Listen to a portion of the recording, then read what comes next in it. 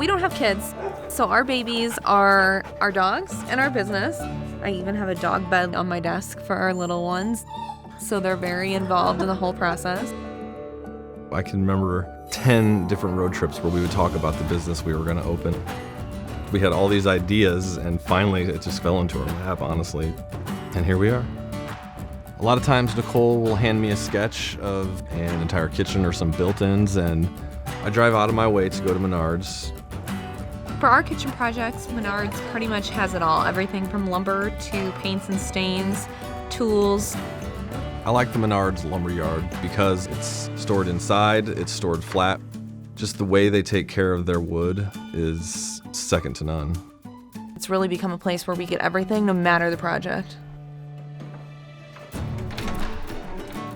Our niche has become coming up with unique ways to use weird nooks, crannies, and corners that the 2 and 3 and 4 family houses have in St. Louis. Being able to envision something and being able to work with your husband to create that is empowering. Standing back and seeing what we've created is really the payoff of the whole process. I'm just amazed at how far we've come in such a short amount of time. Being a maker is all about controlling your own destiny. It really, truly just feels limitless.